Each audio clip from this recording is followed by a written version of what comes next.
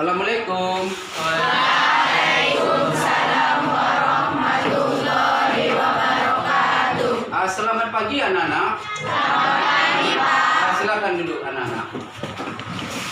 Sekarang mana ketua kelasnya? Berapa orang yang tidak hadir? Berapa orang? Satu orang. Alasan? Oh, tanpa keterangan. Lain kali tolong dikasih tahu kalau tidak hadir dikirim surat atau disampaikan melalui handphone orang tuanya ya Mang ya. Ya bagus. Kemudian kita selaku umat Islam setiap memulai pekerjaan itu harus memulai dengan coba kita mulai dengan bismillah. Bismillahirrahmanirrahim. Baiklah wahai anak-anakku sekalian, pada materi pembelajaran yang lewat kita telah memulai dengan adanya tes tanggapan. Masih ingatkah anak-anak saya dengan adanya tes tanggapan? Masih, Pak. Bagus. Coba dulu Mang anak sayang ini, apa itu tes tanggapan? Iya, gagasan atau ide. Coba setiap siswa memiliki adanya gagasan, adanya ide. Maka di situ nanti kita lihat Mang, bahwasanya setiap siswa harus ada nanti memiliki ada gagasan, adanya ide.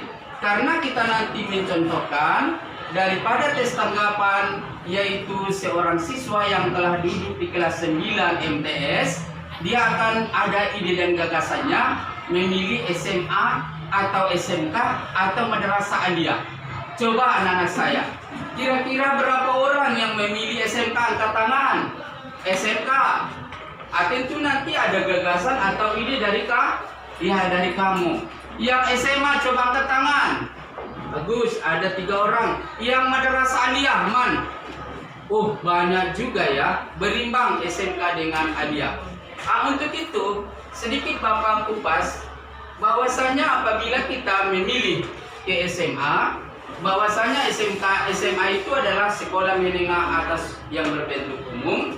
Bahwasanya siswa apabila dia duduk di SMA, adanya jurusan IPA, adanya jurusan IPS, terkadang ada jurusan bahasa.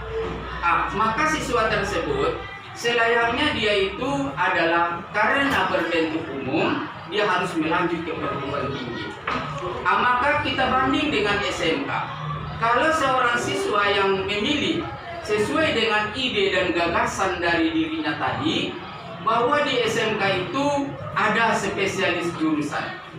Karena adanya spesialis jurusan yang dimiliki oleh siswa, apabila lulusan SMK itu nanti telah akan bisa dipekerjakan. Sebagai contoh, dia dapat nanti diterima di instansi pemerintah umpamanya, ataukah di instansi swasta. Banyak di antara alumni kita yang sudah tamatan SMK, dia adalah dipekerjakan di swasta, contohnya di Batam, atau di Jakarta, atau di Medan. Itu nanti tergantung. Maka yang perlu bagi Bapak, bahwasanya di dalam memilih sekolah itu ada 2 macam jenis.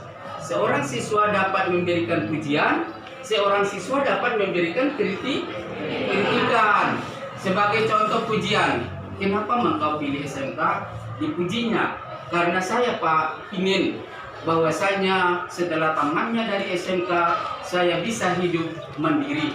Contohnya, saya ada spesialis jurusan elektro atau TKJ, maka saya dapat bekerja di instansi swasta. Di samping itu saya bisa untuk melanjutkan perkuliahan saya tanpa bantuan orang tua. Itu dipujinya. Kenapa kau tidak memilih SMA, Mam?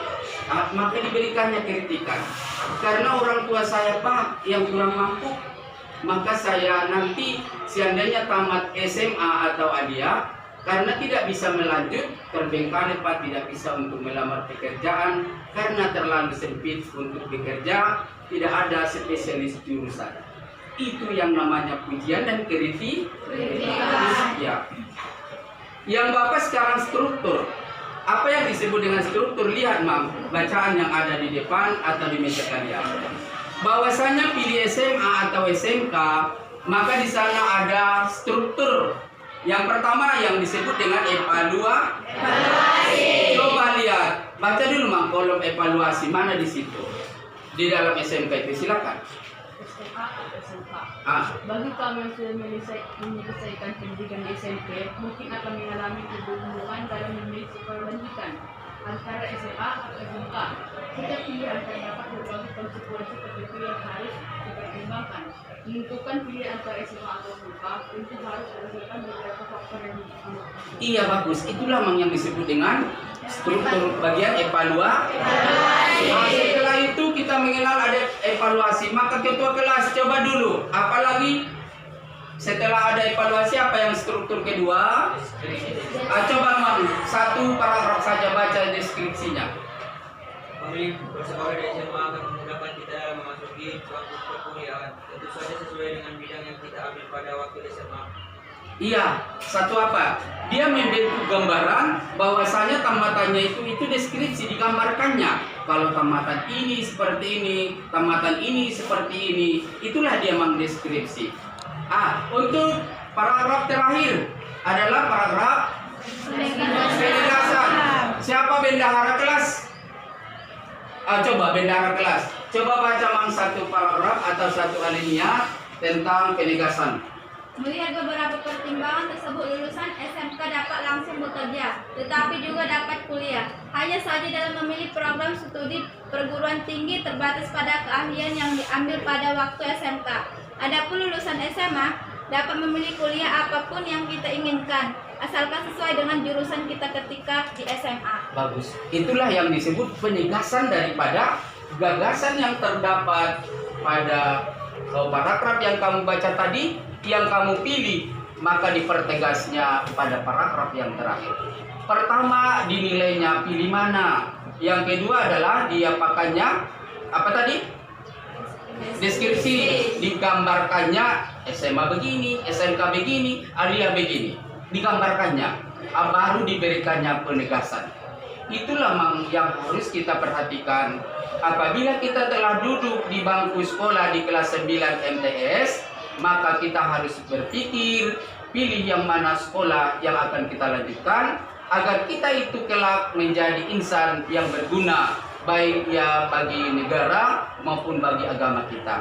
Maka di dalam itu kita harus senantiasa merasa syukur kepada Allah Subhanahu wa taala apabila kita tetap untuk melaksanakan sekolah sebagaimana firman Allah, la in sakartum la ajidannakum wa la in kafartum inna azabi lasadid.